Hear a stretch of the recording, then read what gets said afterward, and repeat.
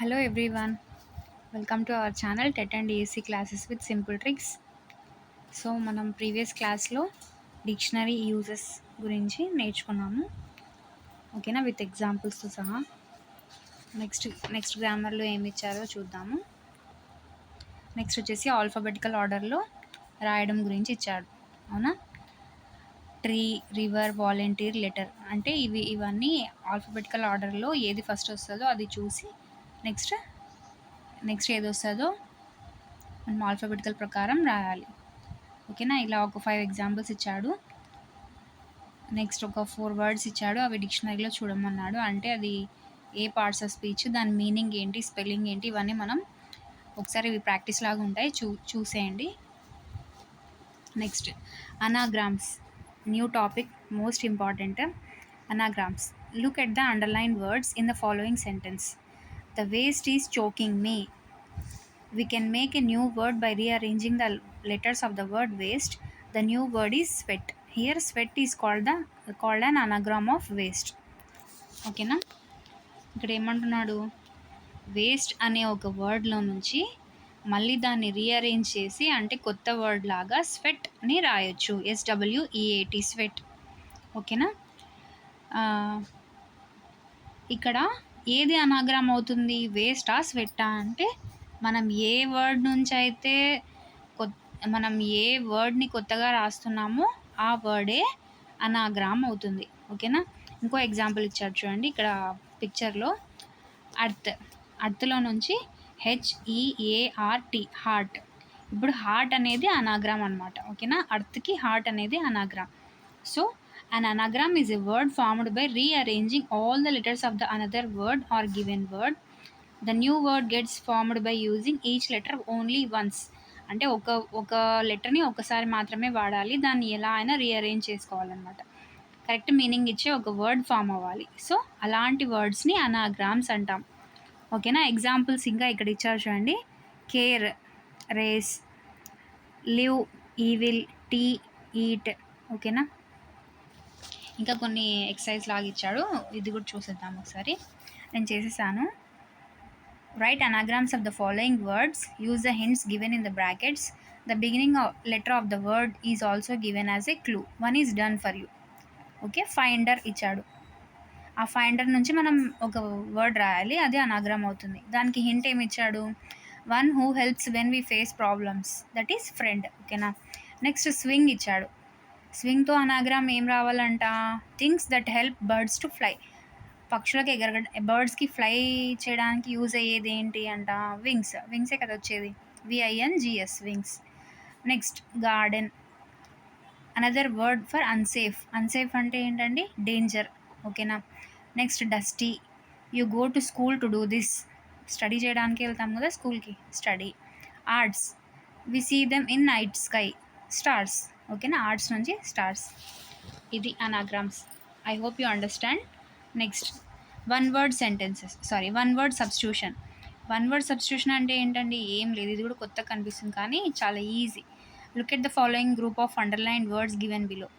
A written message from one person to another person can be substituted with one word, letter.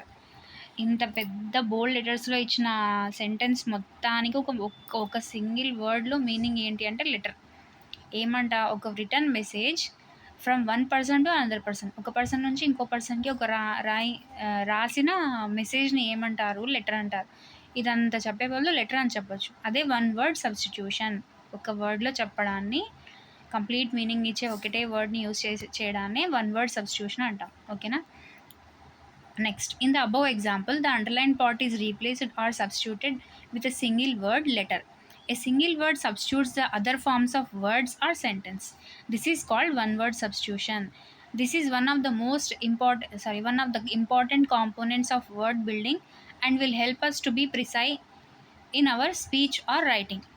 Okay, మన writing స్పీచ్లో కానీ మనం ఏదైనా writing చేసేటప్పుడు కానీ ఈ వన్ వర్డ్ సబ్స్టిట్యూషన్స్ చాలా హెల్ప్ చేస్తాయి. అంటే పెద్ద సెంటెన్స్ రాయకుండా ఒక చిన్న వర్డ్తో దాన్ని రీప్లేస్ చేయొచ్చు కదా, సో అలా హెల్ప్ అవుతుంది.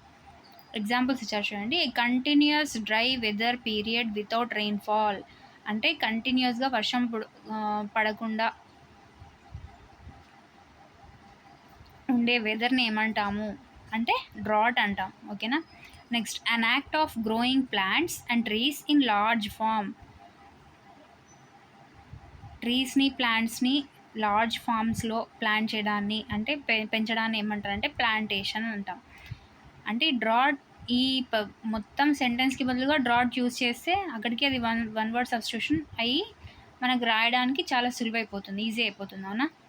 నెక్స్ట్ ఇది కూడా ప్లాంటేషన్ కూడా అంతే. సో వన్ వర్డ్ సబ్స్టిట్యూషన్ అంటే ఇది. ఓకేనా. ఒక వర్డ్తో మనం మొత్తం మీనింగ్ని తెచ్చుకోవడం.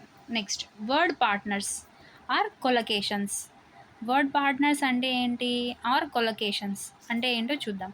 Read the following sentence, observe the underlined word. Wiping the tears the tree said. ఇక్కడ వైపింగ్ టీయర్స్ రెండింటిని అండర్లైన్ చేశాడు, మనం అబ్జర్వ్ చేయాలంట. ఏంటంట, wiping the tears the tree said, కళ్ళు తుడుచుకోమని చెప్తుంది ట్రీ అని అంటున్నారు. అవునా. చూస్తే in the above sentence the word wipe goes well with the word tears. అది వైపింగ్ అనే వర్డ్ ఎక్కడ యూజ్ చేయాలంట, మనం ఓన్లీ టీయర్స్కి మాత్రమే యూజ్ చేయాలి. అవునా. అలా అని చెప్పి వేరే మీనింగ్ ఇచ్చే వర్డ్స్ని యూజ్ చేస్తే అది అంత పర్ఫెక్ట్గా అనిపించదు. These natural word combinations are called collocations. It sounds natural to say wipe your tears. It does not sound good or natural to say clean your tears or remove your tears. Yes, wipe your tears అంటేనే అది న్యాచురల్గా ఒక good సౌండ్తో good సెన్స్తో ఉంటుంది. Wipe అంటే తుడుచుకోవడమే కదా, కళ్ళు తుడుచుకోమనే కదా అని చెప్పేసి క్లీన్ యువర్ టీయర్స్, నీ కళ్ళు శుభ్రం చేసుకో, రిమూవ్ యువర్ టీయర్స్, నీ కన్నీళ్ళని తొలగించు అని అంటామా, లేదు.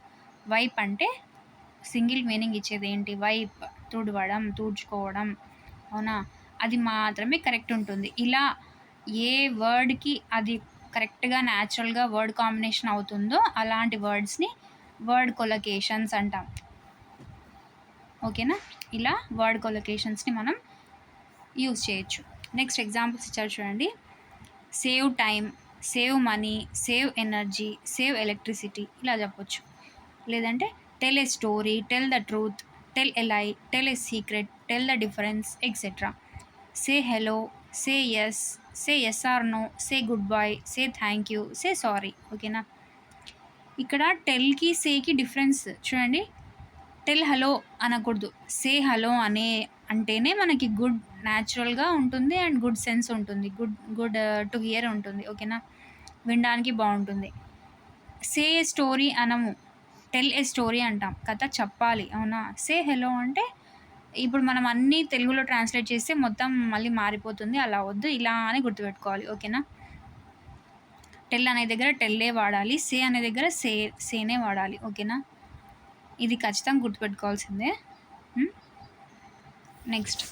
నెక్స్ట్ గ్రామర్లో వచ్చేసి అడ్వర్బ్స్ ఆఫ్ ప్లేస్. మనకి పార్ట్స్ ఆఫ్ స్పీచ్లో నౌన్, ప్రొనౌన్, నెక్స్ట్ అడ్జెక్టివ్ కూడా వచ్చింది, ప్రిపోజిషన్ కూడా టచ్ అయింది, థర్డ్ ఫోర్త్ ఇలా చూస్తున్నప్పుడు. ఇప్పుడు కొత్తగా అడ్వర్బ్స్ ఇచ్చాడు. అడ్వర్బ్స్ ఆఫ్ ప్లేస్ అంట. చూద్దాం. Read the following sentences taken from the story, notice the underlined words. Everything there was so lively, look here. What do the words there and here refer in the above sentences? These two words refer to some place. These two words refer to some place.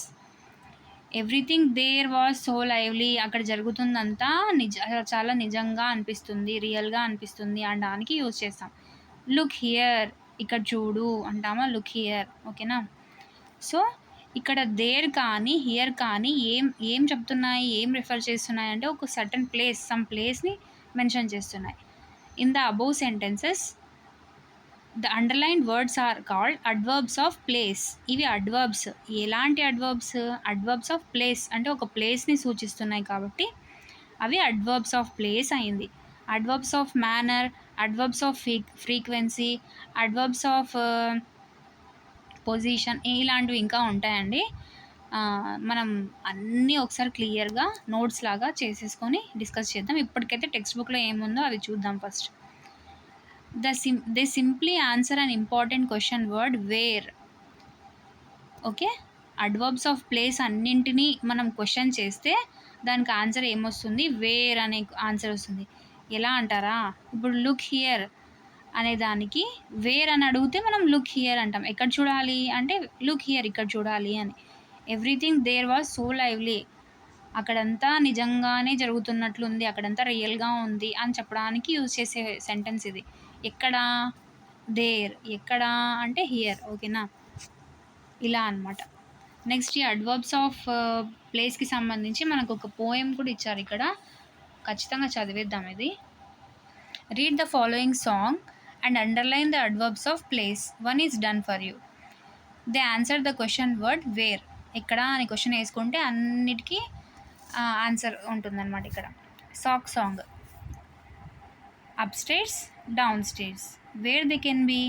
I can't find my socks anywhere and they can find me nowhere. I look here, I look there. Where have they gone? I can't find my socks and I need to put them on. Inside, outside, hanging on the line. I can find my socks somewhere.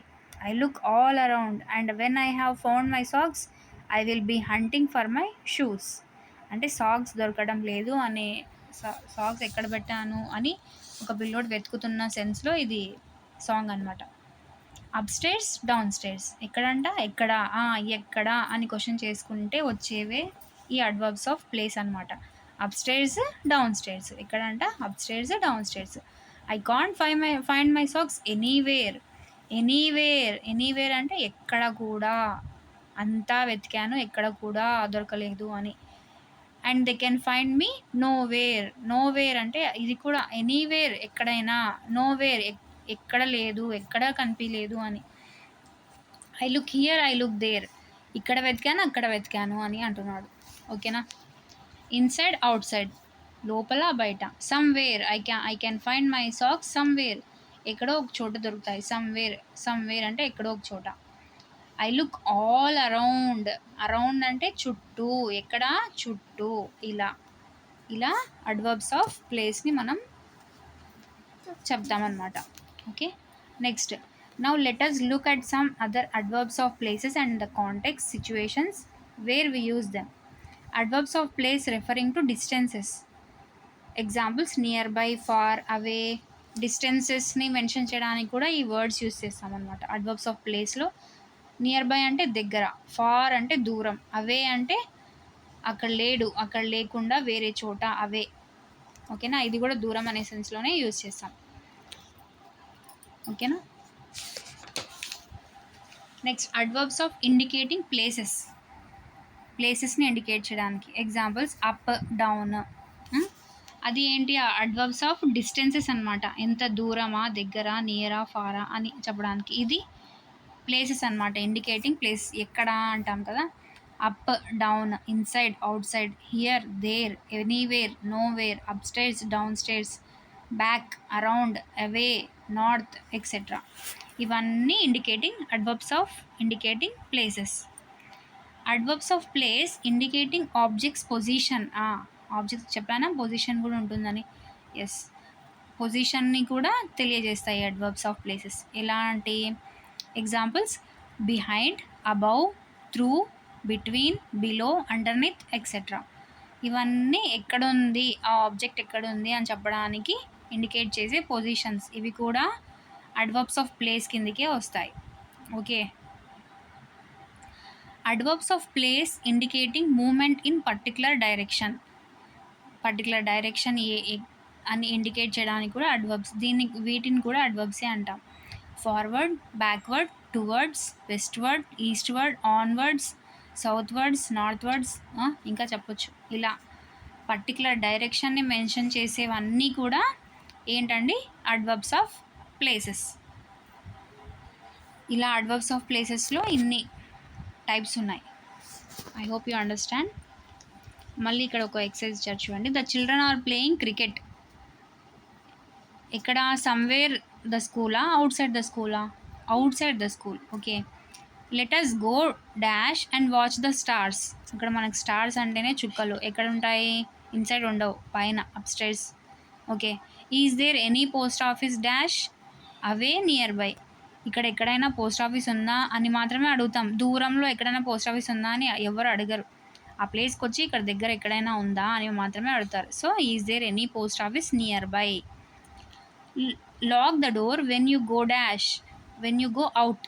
బయటికి వెళ్తేనే కదా door lock చేసేది, అవునా?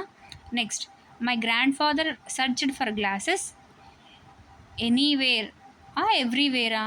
Everywhere, అన్ని చోట్ల వెతికాడు మా grand father glasses కోసం అని చెప్పడానికి యూజ్ చేస్తాం. ఇవి అడ్వర్బ్స్ ఆఫ్ ప్లేసెస్ అన్నమాట. Next, look at the following sentences. Notice the underlined punctuation marks. The river was crying full stop. What is the matter question mark. Look at me full stop. What a big change exclamatory mark. ఓకేనా, ఇవన్నీ మనకు తెలుసు. Question mark, full stop, question mark, exclamatory mark. Full stop ఎక్కడ use చేస్తాము? To end the sentence.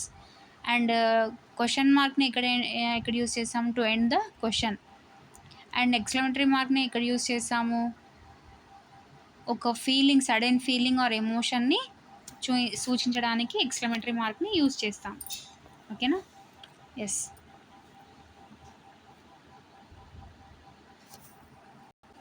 Next చూడండి, ఇక్కడ very important topic linkers. Linkers are connecting words అనమాట. దీని మీద చాలా క్వశ్చన్స్ వచ్చాయి, చాలా షిఫ్ట్స్లో, టెట్లో అండ్ డిఎస్సిలో కూడా. ఒకసారి చూసేద్దాము. Read the following lines to understand the sequence of actions that take place in planting a sapling. Pay attention to the words underlined. ఓకేనా, ఒక ప్లాంట్ని మనం ఒక మొక్కని ప్లాంట్ చేస్తున్నాము. అది ఎలా ప్లాన్ చేస్తామనేది వర్డ్స్లో. ఓకేనా. First, dig a large whole in the soil. First అంటే ఫస్ట్గా అంటే మొట్టమొదటగా అని చెప్తున్నామా? ఈ మొట్టమొదటగా అని చెప్పేది లింకర్ అనమాట. మన ఊరికే డిగ్ ఏ లార్జ్ హోల్ అంటే దానికి మీనింగ్ వస్తుంది, కాకపోతే ఇది ఫస్ట్ యాడ్ చేయడం వల్ల కంప్లీట్గా ఒక మీనింగ్ వస్తుంది అనమాట.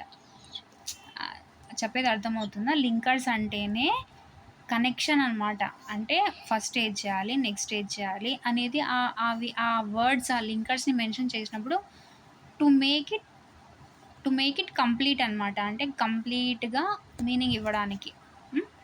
Next, make sure there is a plenty of space for రూట్స్కి ప్లేస్ ఉందో లేదో చూసుకోమన్నాను.